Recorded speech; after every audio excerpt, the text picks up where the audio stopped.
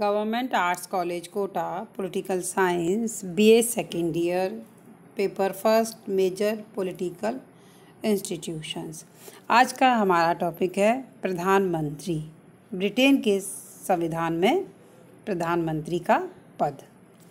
Britain में मंत्रिमंडलात्मक शासन व्यवस्था है, जिसको हम संसदात्मक शासन व्यवस्था भी कहते हैं, और मंत्रिमंडल वहाँ की कार्यपालिका है और प्रधानमंत्री इस मंत्रिमंडल का प्रधान। इस प्रकार प्रधानमंत्री समस्त शासन व्यवस्था का केंद्र है और उसकी स्थिति सर्वाधिक महत्वपूर्ण है। प्रधानमंत्री की स्थिति इतनी अधिक महत्वपूर्ण और केंद्रीय है कि वर्तमान समय में कुछ पक्षों के द्वारा सरकार को जो है प्रधानमंत्री सरकार भी कहा जाने लगा है। प्रधानमंत्री की जहाँ तक नियुक्ति का सवाल है, सैद्धांतिक रूप से प्रधानमंत्री की नियुक्ति सम्राट के द्वारा की जाती है, किंतु व्यवहार में लोक सदन में बहुमत दल के नेता को सम्राट के द्वारा प्रधानमंत्री के पद पर नियुक्त किया जाता है। यानी कि जिस दल को निम्न सदन में बहुमत प्राप्त होता है, बहुमत प्राप्त वाले नेता को प्रधानमंत्री पद के लिए नियुक्त किया जाता है। फिर नियुक्त के बाद में वो अपने दलीय सदस्यों में से अपने और अन्य सहयोगियों का चुनाव करके अपने मंत्रिमंडल का गठन करता है। प्रधानमंत्री के लिए संसद का सदस्य होना अनिवार्य है, किंतु यह परंपरा भी स्थापित है कि प्रधानमंत्री लोक सदन से ही होना चाहिए, लोक सभा से नहीं। अब हम चर्चा करना चाहेंगे यहाँ पे कि प्रधानमंत्री के कार्य और शक्तियाँ क्या हैं। ब्रिटेन की शासन व्यवस्था में प्रधानमंत्री की स्थिति निश्चित रूप से सर्वाधिक महत्वपूर्ण है। इसलिए संपूर्ण विधान की आधारशिला प्रधानमंत्री को बताया गया है। प्रधानमंत्री के बारे में ये कहा जाता है कि निश्चित बहुमत के रहते हुए प्रधानमंत्री वो सब कर सकता है जिसको जर्मनी का सम्राट और अमेरिका का राष्ट्रपति भी नहीं कर सकता, क्योंकि प्रधानमंत्री कानून में परिवर्तन करवा सकता है, कोई भी टैक्स लगा सकता है और उसे समाप्त कर सकता है। वो राज्य की सभी नीतियों को निर्देशित कर सकता है।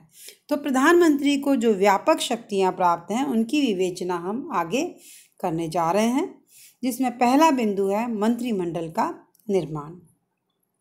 वैधानिक शब्दावली के अनुसार जाएं तो मंत्रिमंडल के सदस्यों की नियुक्ति सम्राट के परामर्श के द्वारा की जाती है, किंतु वास्तविकता ये है कि मंत्रियों की नियुक्ति में सम्राट का कोई हाथ नहीं होता है। प्रधानमंत्री जिन जिन व्यक्तियों को मंत्री पद पर नियुक्त करने की सिफारिश करता है, सम्राट उसे स्वीकार कर लेता है। हालांकि ना तो उसमें व्यक्ति की दल के अंदर की स्थिति, भौगोलिक क्षेत्र, समुदायों का प्रतिनिधित्व, सदस्यों की दक्षता, बहुत सारी बातें होती हैं, लेकिन व्यवहारिक अनुभव के आधार पर ये कहा जा सकता है कि ना तो संसद और ना ही दल की कार्यपालिका ने उसके ऊपर कोई प्रभाव डाला है। ब्रिटेन में चूंकि द्विदलीय शासन व्यवस्था है, तो वहाँ पे एक दलीय मंत्रिमंडल की परंपरा है। कहने का मतलब है कि यहाँ पे दलीय सजातीयता पाई जाती है ना। जिस भी व्यक्ति को चाहे अपने दल में से या दल के बाहर से भी वो अपने मंत्रिमंडल में उसको शामिल कर सकता है। दूसरा है कि मंत्रिमंडल का कार्य संचालन। प्रधानमंत्री न केवल मंत्रिमंडल का निर्माण करता है, बल्कि उसकी समस्त कार्यविधि का संचालन भी करता है। मंत्रिमंडल की बैठकों का सभापतित्व भी करता है। मंत्रिमंडल के सारे एजेंडे पर उसका नियंत्रण होता है। हालांकि जितने भी मंत्री होते हैं, कोई भी प्रस्ताव प्रस्तुत होता है, कोई भी कार्यवाही होती है, सबसे पहले उसकी प्रधानमंत्री की राय अवश्य ली जाती है और यही बात उसे मंत्रिमंडल का पथ प्रदर्शक बना देती है। तो मंत्रिमंडल के निर्माण में, मंत्रिमंडल के कार्य संचालन में, नीति निर्धारण में प्रधानमंत्री का सर्वोपरि हाथ होता है। तो वैसे भी प्रधानमंत्री का विचार ही निर्णायक होता है और मंत्रिमंडल उसे अपने निर्णय के रूप में स्वीकार करता है। मंत्रिमंडल का अंत। प्रधानमंत्री को मंत्रिमंडल के बारे में ये कहा जाता है कि प्रधानमंत्री के साथ ही उनका प्रारंभ और अंत हो जाता है। वैसे वैधानिक रूप से मंत्रियों को हटाने का अधिकार सम्राट का है, लेकिन मंत्रणा यह है कि वो प्रधानमंत्री की सलाह पर ही होगा। प्रधानमंत्री स्वयं त्यागपत्र दे दे तो पूरी मंत्रिपरिषद अपने आप ही भंग हो जाएगी, और प्रधानमंत्री से अगर कोई मंत्री सहमत नहीं है तो असहमत मंत्री को ही त्यागपत्र देता है। वह अपने मंत्रिमंडल में जब चाहे जैसा चाहे वैसा परिवर्तन कर सकता है। तो लास्की कहते हैं कि प्रधानमंत्री अपने मंत्रिमंडल का केंद्र बिंदु है। वह उसके निर्माण, उसके जीवन और उसके अंत में केंद्रीय स्थिति रखता है। शासन पर नियंत्रण पूरा रखता है, क्योंकि देश का शासन का प्रमुख है।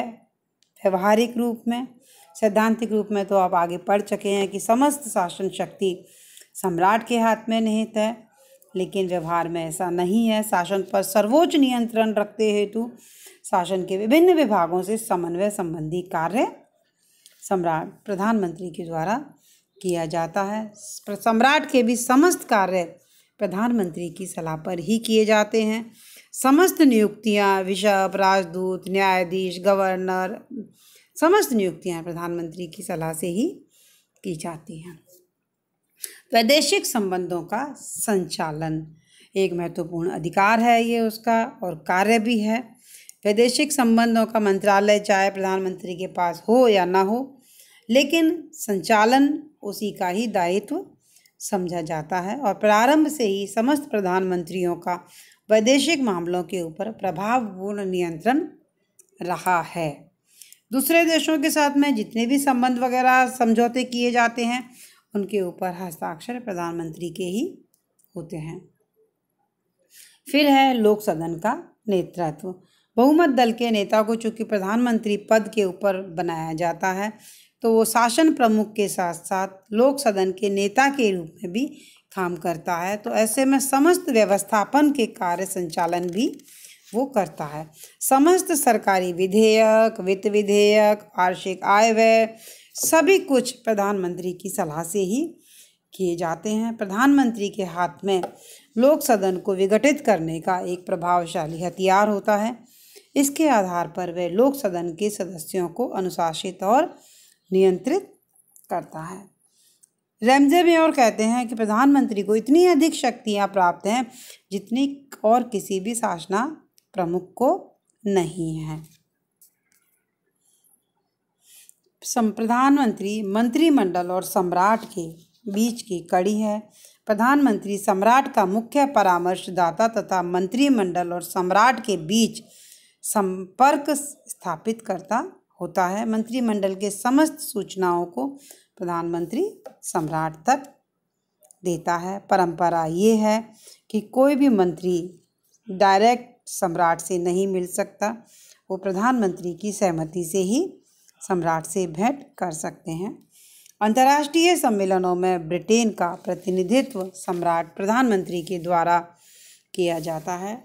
राष्ट्रमंडल के जो देश हैं उनके साथ में भी प्रधानमंत्री का महत्वपूर्ण कार्य है कि वो उनसे संपर्क रखे, महत्वपूर्ण विषयों में उनसे परामर्श करे। राष्ट्रमंडलीय देशों के विचार विमर्श के लिए प्रधानमंत्री समय समय पर सम्मेलन बुलाते रहते हैं। इस सम्मेलन की अध्यक्षता भी ब्रिटिश प्रधानमंत्री ही करते हैं। प्रधानमंत्री देश का नायक भी है, क्योंकि चुनाव के जरिए अपने पद पर आता है। राजनीतिक दल अपनी नीतियों के साथ साथ अपने नेता के व्यक्तित्व के आधार पर चुनाव लड़े जाते हैं, और फिर जो व्यक्ति चुन करके आता है और जो प्रधानमंत्री बनता है, तो इस कारण से प्रधानमंत्री राष्ट्र का प्रतीक बन जाते हैं, और जब तक वो प्रधानमंत्री रहते हैं तब तक उनका कोई सहयोगी मुकाबला करने का साहस नहीं कर पाता है। तो इस प्रकार हम कह सकते हैं कि प्रधानमंत्री मंत्रिमंडल का प्रधान होता है, संसद का नेता होता है, सामान्य नीति से संबंधित विषयों पर सम्राट के विचार विनिमय करने का माध्यम होता है, देश में दल का सर्वमान्य नेता होता है और सर्वोच्च राजनीतिक शक्ति का मूर्तिमान स्वरूप होता है। तो प्रधानमंत्री की जो स्थिति है वो सर्वाधिक महत्वपूर्ण होती है। प्रधानमंत्री को क्या करना है, क्या नहीं करना है। कई बार उसको समकक्षों में प्रधान कहा, कई वो बहुमत दल का नेतृत्व भी करता है, वो अन्य पदाधिकारियों की नियुक्ति करता है, वो लोक सदन का नेतृत्व करता है। तो अन्य जो मंत्री होते हैं वो उसकी बराबरी नहीं कर पाते हैं। तो इसी बारे में कई बार ये कहा जाता है कि क्या प्रधानमंत्री अधिनायक हो सकता है। इसकी भी अनेक विचारकों ने अलग अलग तरीके से समीक्षा की है। अब हम यहाँ पे उस मुद्दे के ऊपर, उस पॉइंट के ऊपर बात करेंगे कि प्रधानमंत्री की वास्तविक स्थिति क्या है और उसके निर्धारक तत्व कौन कौन से हैं। ये तो स्पष्ट है कि प्रधानमंत्री सबसे महत्वपूर्ण है। बहुत से अवसरों पर आपको ये दिखता है कि बहुत अधिक शक्तिशाली रूप से काम कर सकता है, लेकिन वो अधिनायक नहीं है, क्योंकि लोकतंत्रात्मक शासन व्यवस्था में वो कितना भी शक्तिशाली दिखे या कभी वो निर्बल भी दिखे, लेकिन स्वाभाविक रूप से ये प्रश्न हमेशा सामने उठता है कि प्रधानमंत्री की स्थिति को प्रभावित करने वाले तत्व कौन कौन से हैं। तो अपन उन तत्वों के बारे में आगे चर्चा करेंगे। पहला पॉइंट इसमें यह है कि प्रधानमंत्री का व्यक्तित्व। प्रधानमंत्री पद की सबसे बड़ी जो प्रमुख जो दायित्व है वो व्यक्ति के व्यक्तित्व पर निर्भर करता है। ग्लैडस्टोन और डिज़रली, लॉयड जॉर्ज, विंस्टन चर्चिल जैसे भी प्रधानमंत्री रहे हैं। एक विचारक ने कहा है कि प्रधानमंत्री का पद वैसा ही बन जाता है जैसा व्यक्ति उसे बनाना चाहता है। जैसे लॉर्ड जॉर्ज, विंस्टन चर्चिल जैसे व्यक्ति प्रधानमंत्री रहे, दूसरी ओर एटली जैसे प्रधानमंत्री रहे जिनको ज़्यादा सफल नहीं कहा जाता। तो प्रधानमंत्री पद की स्थिति अमूमन वैसी ही होती है जैसा पद को ग्रहण करने वाला व्यक्ति उसे चाहता है और मंत्री उसे बनने देते हैं। यानी कि प्रधानमंत्री का जैसा व्यक्तित्व होता है वो उसके व्यक्तित्व के ऊपर निर्भर करता है। दूसरा पॉइंट है दलीय दृष्टि से सरकार का स्वरूप कैसा है। दलीय दृष्टि से दो प्रकार की सरकारें हो सकती हैं, एक दलीय सरकार है और गठबंधन वाली सरकार है। एक दलीय अगर सरकार है तो प्रधानमंत्री को सभी प्रकार की शक्तियां प्राप्त होती हैं, वो अपनी बात मनवाने की स्थिति में होता है। लेकिन गठबंधन वाली सरकार में प्रधानमंत्री की स्थिति सीमित और नियंत्रित हो जाती है। तीसरा पॉइंट है लोक सदन में उसके दल की और उस दल में उसकी स्थिति। प्रधानमंत्री का पद निश्चित रूप से बहुत प्रभावित है।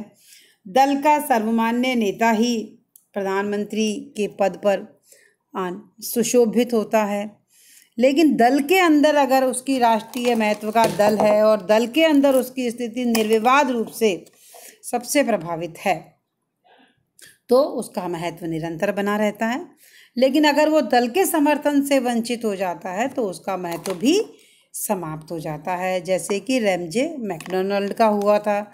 नवंबर 1990 में मार्गरेट थैचर का हुआ था, जबकि वो प्रधानमंत्री थी, दल में स्थिति कमज़ोर हुई, उनको इस्तीफ़ा देना पड़ा।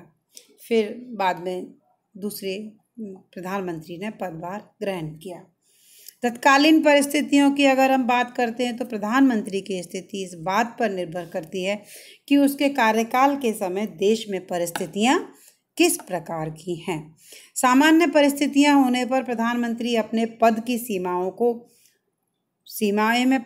सीमाएं सीमित रहती हैं, किंतु युद्ध, आर्थिक संकट या अन्य प्रकार की कोई विषम परिस्थितियां अगर सामने आएं तो प्रधानमंत्री केवल विवेक के आधार पर भी कार्य करने की क्षमता रखता है। विंस्टन चर्चिल इसलिए बहुत अधिक शक्तिशाली प्रधानमंत्री के रूप में कार्य करने का एक कारण ये भी रहा कि उनके समय युद्धकालीन परिस्थितियां रहीं। तो तत्कालीन परिस्थितियां व्यक्ति के व्यवहार को प्रभावित करती हैं और उसको कार्य करने के अधिक अवसर प्रदान करती हैं। तो आइवर जेनिंग्स का ये मानना है कि प्रधानमंत्री की शक्ति तथा उसका महत्व कुछ उसके व्यक्तित्व के ऊपर निर्भर करता है, कुछ उसकी व्यक्तिगत प्रतिष्ठा पर निर्भर करता है तथा कुछ उसे दल के समर्थन पर निर्भर करता है कि दल में निर्विवाद रूप से उसका कोई नेता तो नहीं है या दल में उसे किसी प्रकार की चुनौती तो नहीं है। तो प्रधानमंत्री की स्थिति निर्धारित करने वाले इन बिंदुओं के अलावा मंत्रिमंडल में प्रधानमंत्री की स्थिति कैसी है, व्यवहारिक राजनीति में प्रधानमंत्री को कौन सी सफलताएं और असफलताएं राजनीति में प्राप्त हो रही हैं, ये सब उसकी स्थिति को निर्धारित करते हैं। तो ये तो रहा office of the prime minister in Britain constitution. धन्यवाद।